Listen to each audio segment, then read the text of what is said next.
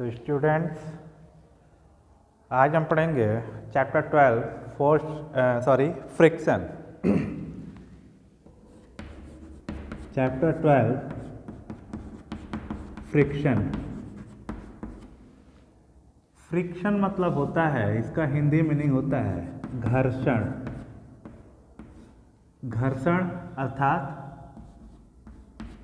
रगड़ या रगड़ से उत्पन्न कोई परिस्थिति। अब जैसा कि आप लोग देख लिए, फ्रिक्शन अर्थात घर्षण। घर्षण मतलब घर्षण तभी होगा, यानी रगड़ तभी होगा जब दो सरफेस आपस में मिलेंगे। यानी कि अगर हम इसको ऐसे रगड़ रहे हैं तो रगड़ रहे हैं तभी ये घर्षण होगा। घर्षण मतलब ये सरफेस और ये सरफेस दोनों आपस में एक दूसरे से मिलके जो मूवमेंट हो रही है, अब उसको हम घर्षण कहेंगे।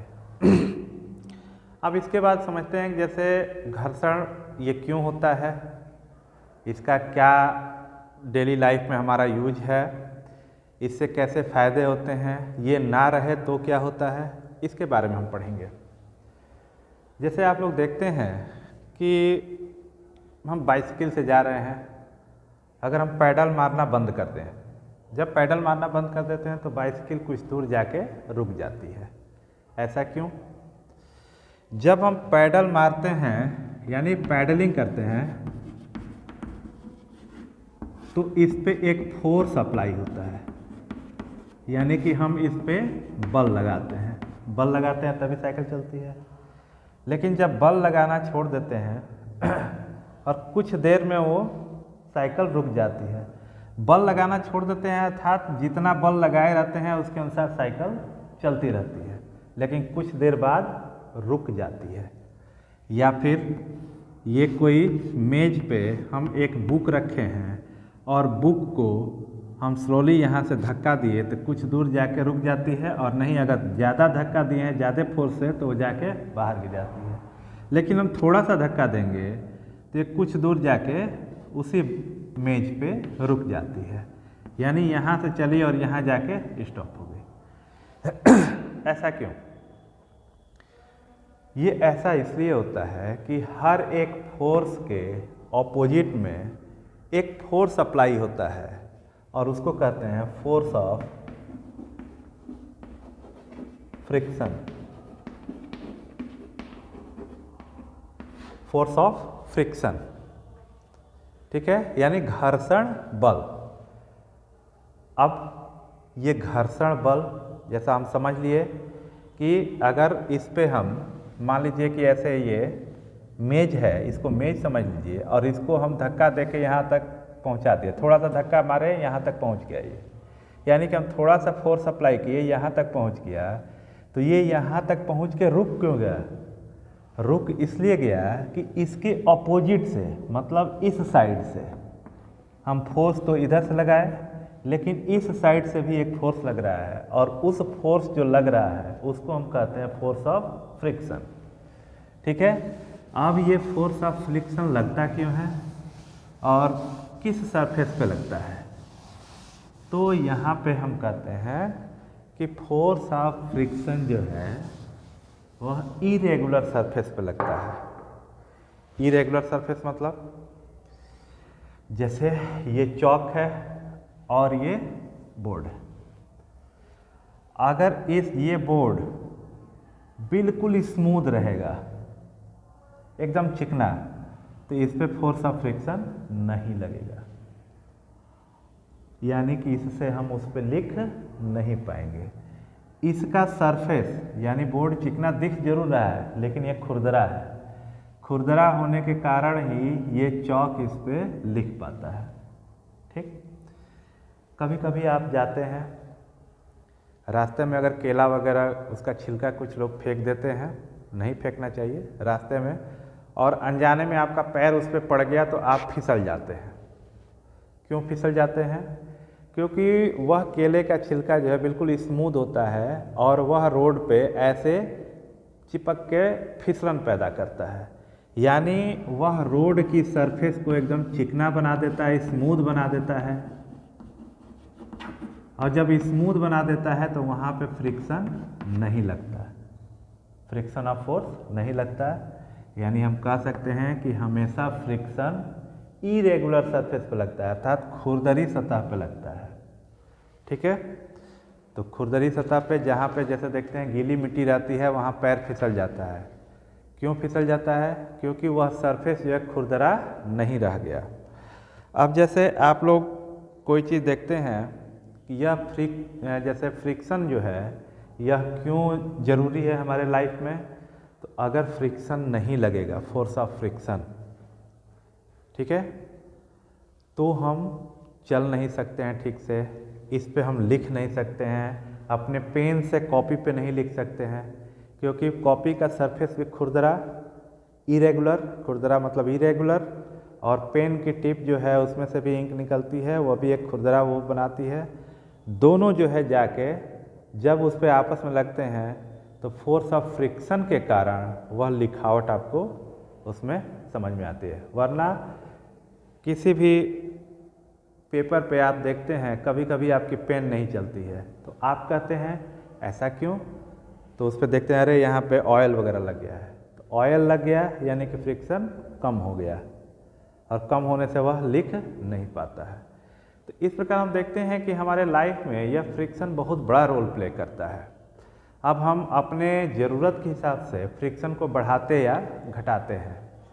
जैसे कभी कभी देखते हैं कि हम चप्पल पहन के जो चलते हैं बहुत जल्दी जल्दी स्लिप करता है, तब हम देखते हैं तो कहते हैं कि ओ इसका सोल जो है पूरा रगड़ खा चुका है, एकदम पतला हो गया है। पतले होने से क्या मतलब, जब आप जूते को ऐसे उलट के देखेंगे तो उसमें गोल गोल ऐसे करके और नहीं तो ऐसे करके उस पर उभार दिया होगा, उसके सरफेस पे ऐसे सब बनाए रहेंगे। और यह जो है जब हम चलते हैं तो रोड पे इसकी वजह से फोर्स ऑफ फ्रिक्शन लगता है, यानी कि हम चलते हैं और उसके अपोजिट साइड से एक फोर्स हमारे ऊपर अप्लाई होता है। ठीक है, तो अप्लाई होता है यानी कि हम जब रोड पे चलते हैं और जब जूते की रगड़ रोड से होती है तो वह जो है फोर्स ऑफ फ्रिक्शन के कारण वह फिसलता नहीं है और हम आराम से चलते जाते हैं। इसी तरह गाड़ी के टायरों में भी होता है। अब गाड़ी के टायर जो होते हैं देखे होंगे ट्रैक्टर वगैरह के टायर, उसमें ऐसे ऐसे टायर पे ऐसे ऐसे गोटियाँ होती हैं। वह इसलिए होती हैं क्योंकि उसको बहुत ही ऊंचे नीचे सरफेस पे चलना होता है और पानी लगे खेतों में भी चलना होता है, तो वह फिसले नहीं और उसकी ग्रिप हमेशा बनी रहे, इसलिए यह इसके टायर में ऐसे ग्रिप किए जाते हैं। तो चूँकि यहाँ इसको फोर्स ऑफ फ्रिक्शन की ज़्यादा आवश्यकता है, इसलिए इसके मोटे मोटे टायरों में सोल होते हैं। जहाँ पे जैसी ज़रूरत पड़ती है वैसे हम फ्रिक्शन को अपने अनुसार घटाते और बढ़ाते हैं। एक एग्जांपल है कि जैसे माचिस की डिब्बी ले लीजिए, उसमें से माचिस एक स्टिक निकालिए, मैच स्टिक, और उसको आप ऐसे रगड़ते हैं तभी जाके आग निकलती है। अगर बाय द वे जो रगड़ने वाला सरफेस है अगर वो गीला हो या बिल्कुल उसका ऊपर का सरफेस वह प्लेन हो गया हो तो माचिस उस पर रगड़ खाएगी ही नहीं।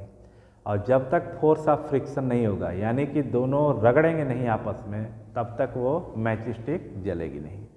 तो इस प्रकार हम देखते हैं कि हमारे डेली लाइफ में भी इस फ्रिक्शन का, फोर्स ऑफ फ्रिक्शन का बहुत ज़्यादा उपयोग है। इसको नेसेसरी डेविल बोला जाता है, मतलब आवश्यक, और डेविल मतलब बुरी चीज़ें होती हैं।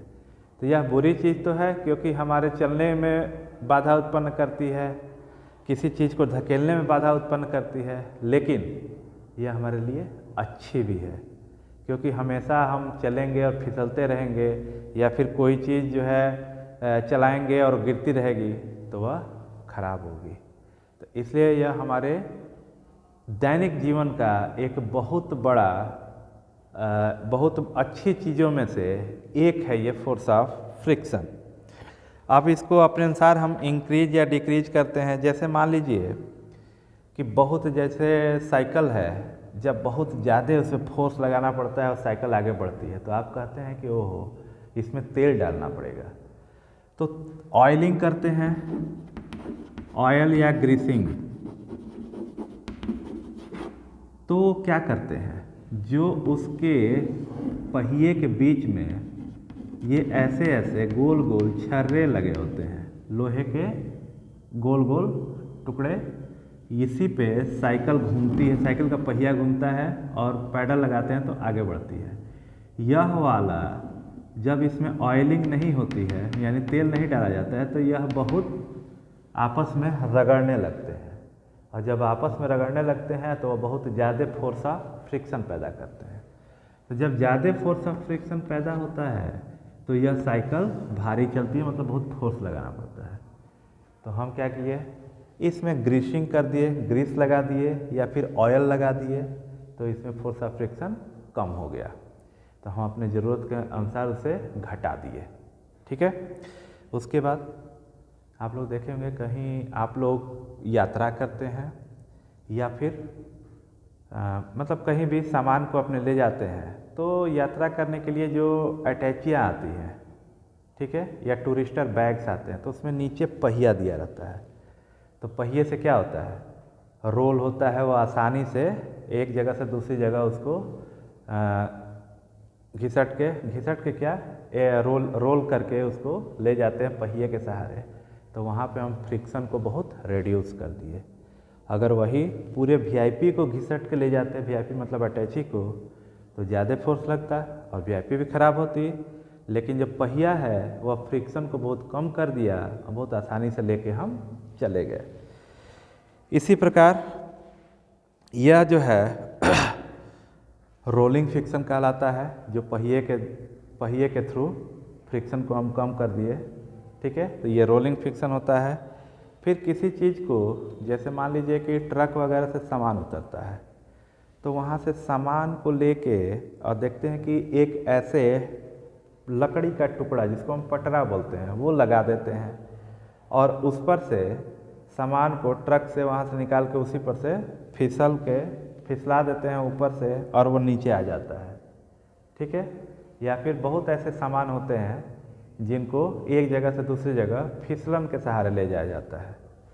तो ऐसी चीज़ें जो फ्रिक्शन को कम करने के उपाय में आती हैं उसको कहते हैं स्लाइडिंग फ्रिक्शन। स्लाइडिंग, एक जगह से दूसरी जगह स्लाइड करके ले जाना। ठीक है। उसके बाद फ्लूइड फ्रिक्शन आता है। अब फ्लूइड फ्रिक्शन में जैसे लिक्विड या गैस के थ्रू हम फ्रिक्शन को कम करते हैं, तो ऐसे उपाय जो फ्रिक्शन को कम करने में आते हैं, जिसमें लिक्विड और गैस का इस्तेमाल होता है, उसे फ्लूइड फ्रिक्शन कहते हैं। तो इस प्रकार से यह चैप्टर कंप्लीट हुआ।